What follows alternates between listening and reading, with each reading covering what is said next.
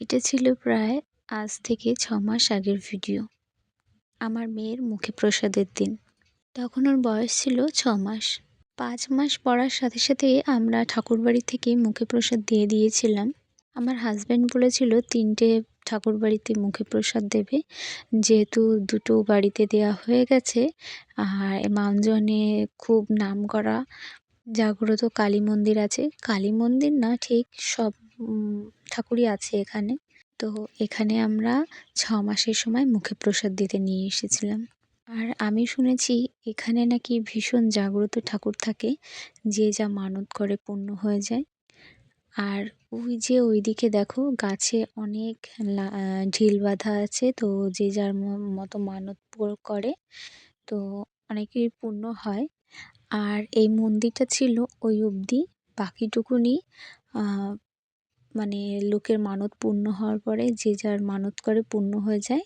তারপরে সেই সব টাকা কালেক্ট করে এই মন্দিরটা বাকিটুকুনি কমপ্লিট করেছিল। তো আমার মার এই মন্দিরটা দেখার খুব ইচ্ছে ছিল, তো মাকেও নিয়ে এসেছিলাম সাথে করে, ঘুরিয়ে ঘুরিয়ে দেখাচ্ছিলাম।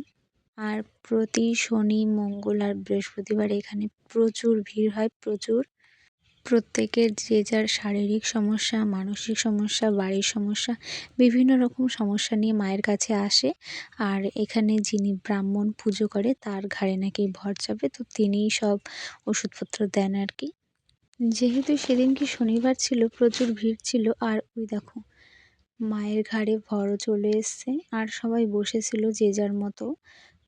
আর ওই যে বড় ঠাকুর, সরস্বতী ঠাকুর, কালী ঠাকুর, লক্ষ্মী ঠাকুর, রাধা কৃষ্ণ, শিব, দুর্গা, গোপাল, গণেশ, সব ঠাকুর আছে এখানে। তারপর আমি আমার মেয়েকে নিয়ে একটু হেঁটে বেড়াচ্ছিলাম আর ঘুরে ঘুরে সব জায়গাটা মাকে দেখাচ্ছিলাম। তুলসী মন্দিরটাও দেখাতে নিয়ে এসেছিলাম। সোনাকে একটু আশীর্বাদও দিলাম। আমরা অনেকক্ষণ ঘোরাঘুরি করার পরেও তারপরে আমাদের টাইম হয়ে এসেছিল মুখে প্রসাদ দেওয়ার। ওখানে বলে এসেছিলাম যে মেয়ের মুখে প্রসাদ দেবো, যেহেতু কান্নাকাটি করছিল, তখন ৬ মাস বয়স, বেশিক্ষণ রাখা যাচ্ছিল না। আর ও যেহেতু ব্রেস্ট ফিডিং করে, তাই আমার প্রবলেমটা একটু বেশি হচ্ছিল, কারণ যেখানে সেখানে তো খাওয়ানো যায় না, না। এইখানে আমাদের বাড়ির সমস্যা নিয়ে আমার শাশুড়ি মা সেই আমল থেকে আসছে। তো আমার ঠাকুমা শাশুড়ি এখানে আসতো, তারপর আমার শাশুড়ি আসতো। আর দেন আমার শাশুড়ি আমাকে নিয়ে গেছিলো এখানে, মানে কোনো প্রবলেম হলে, যেকোনো প্রবলেমের এখানে সলিউশন আছে। অনেক দূর থেকে এখানে মানুষ আসে। আমি শিলিগুড়ি থেকে পর্যন্ত আসতে দেখেছি। নৈহাটি, কল্যাণী, কৃষ্ণনগর, হাঁসখালি, অনেক দূর থেকে এখানে আসে। এত দূর দূর থেকে মানুষ আসে, নিশ্চয়ই কাজ হয় বলেই ছুটে ছুটে এত সময় নিয়ে বাড়ির কাজকর্ম ফেলে দিয়ে এখানে আসে, তাই না?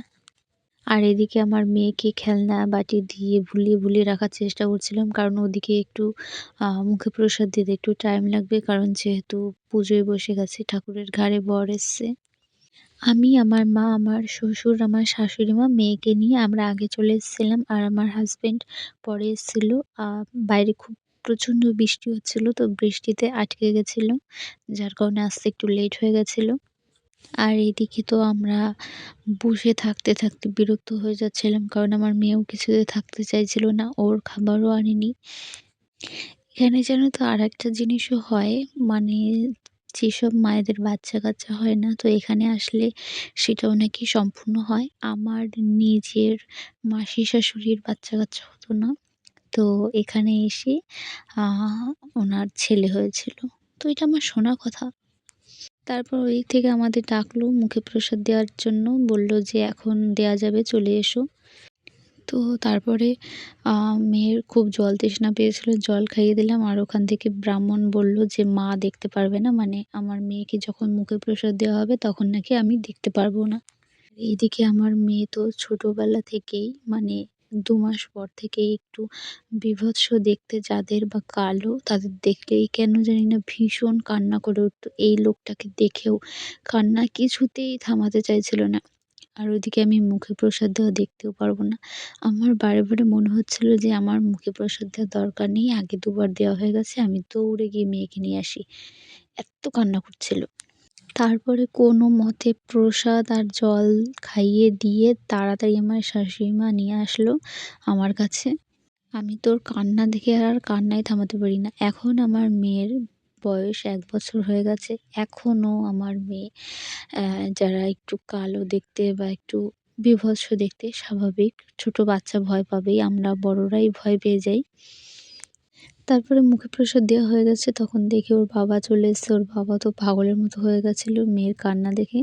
তারপরে মেয়েকে নিয়ে একটু হাঁটিয়ে, হাঁটিয়ে ঘুরে বেড়াচ্ছিল, কুকুর বিড়াল দেখাচ্ছিল। বাবা হচ্ছে মেয়ে অন্তঃপ্রাণ।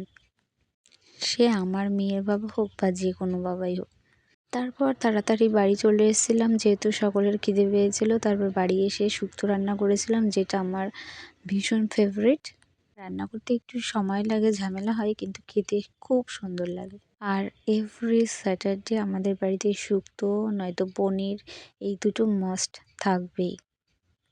আর আমার না বিশেষ করে শ্রাদ্ধ বাড়ির শুক্তোটা খেতে যে কি দারুণ লাগে কি বলবো।